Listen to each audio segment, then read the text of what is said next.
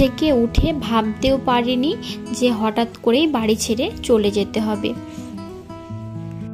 আসসালামু আলাইকুম বন্ধুরা, তোমরা সবাই কেমন আছো? আশা করি খুব ভালো আছো। আমিও ভালো আছি, সুস্থ আছি, আলহামদুলিল্লাহ। আবারও চলে এসেছি আমি দুষ্টু মিষ্টি আমার লাইফস্টাইল ভিডিও তোমাদের সঙ্গে শেয়ার করতে। সকলকে জানাই গুড মর্নিং এবং অনেক ভালোবাসা।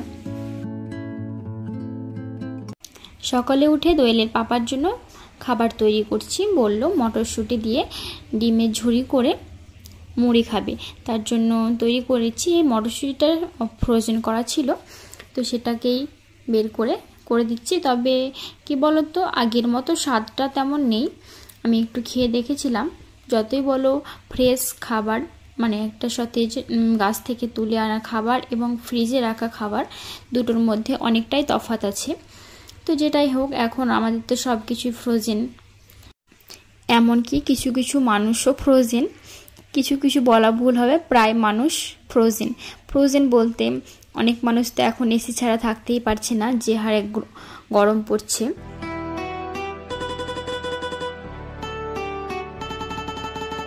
তো সকালের খাওয়া দাওয়া সেরে শাশুড়ি মা আমাদের বাগানের কিছুটা আম দিয়ে গেল, কিছুটা বলতে অনেকটা পরিমাণেই দিয়েছে।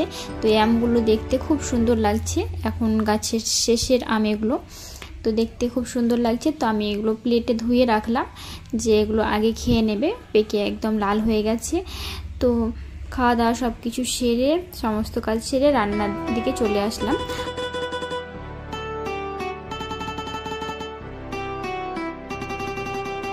আজকে দুপুরের খাবার এবং রাত্রের খাবার দুটো একসঙ্গে রান্না করে নিচ্ছি। এখানে আমি দুপুরের জন্য মাংস আলু দিয়ে করছি, আর শাক করেছিলাম। শাক আর সবজি এগুলো তো এখন বেশি করে খাচ্ছি, ওগুলো তো থাকছে।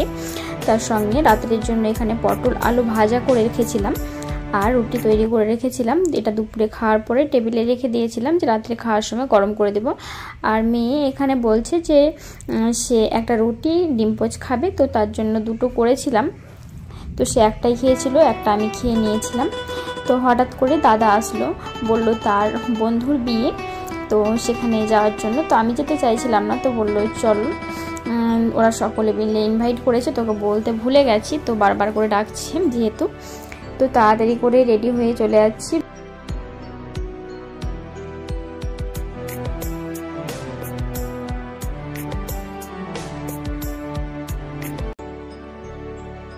এখানে দোয়েল আর আমান দুজনে রেডি হয়ে গেছে, তারা তো মহান খুশি, তারা সবার প্রথমেই যাচ্ছে। তো ফাইনালি চলে এসেছি বিয়ে বাড়ি। তো বিয়ে বাড়ি যেহেতু এসেছি, তো অনেক লজ্জা করছিল, তার জন্য ভিডিও করতে পারিনি। এরকম জাস্ট ফটো ক্লিক করেছিলাম, কাউকে আসলে জানাতে চাই না। ওখানে তো অনেক লোক ছিল, চেনা পরিচিতর মধ্যে হলে তবুও ভিডিও করা যায়, কিন্তু অচেনা জায়গায় ভিডিও করা ঠিক হবে না। তো তার জন্য ভিডিও কোনো কিছুই করিনি।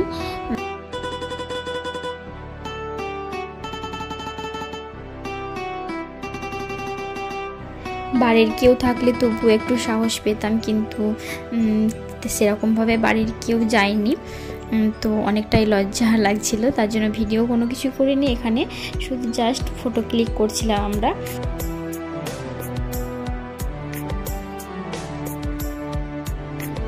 একটু ঘোরাঘুরি ফটো ক্লিক করে খাবারের দিকে চলে আসলাম।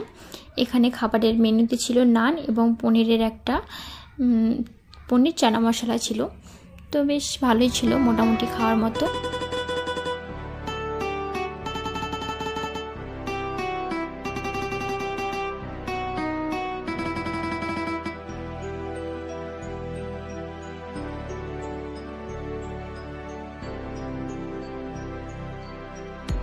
পরের মেনুতে ছিল পোলাও, মাটন, ফিশ কাটলেট ছিল, স্যালাড, দই, মিষ্টি, পাঁপড়, চাটনি ইত্যাদি আর অনেক কিছু ছিল।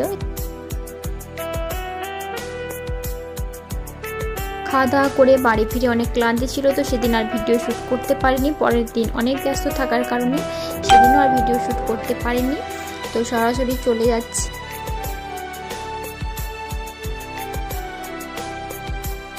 ট্রেনে করে ঘুরতে।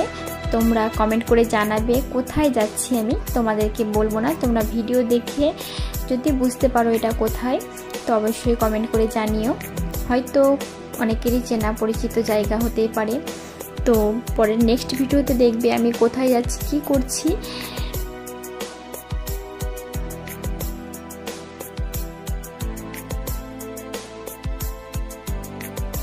এখন আপাতত সিক্রেট থাক কথাটা। তো ভিডিওটা যদি ভালো লাগে তো অবশ্যই একটা লাইক দিয়ে দিও।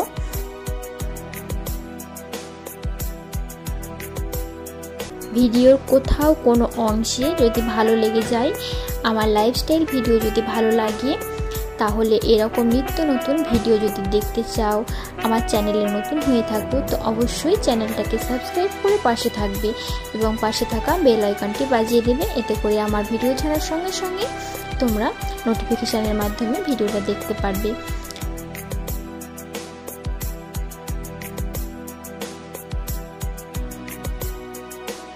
দেখতে থাকো সুন্দর এই দৃশ্য। আমাকে তো খুব ভালো লাগছে, আমার সঙ্গে সঙ্গে তোমরাও এনজয় করো।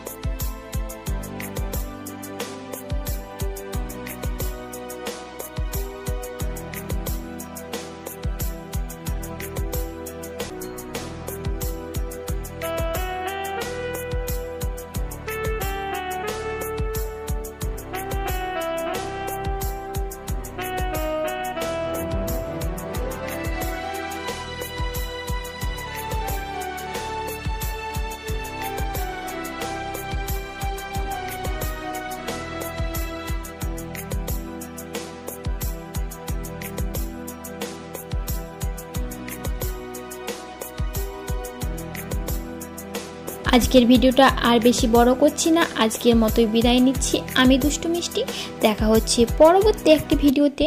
ততক্ষণের জন্য সবাই ভালো থাকবে, সুস্থ থাকবে, আমার জন্য বেশি বেশি করে দোয়া করবে। আসসালামু আলাইকুম, আল্লাহ হাফেজ, ফি আমিনাল্লাহ।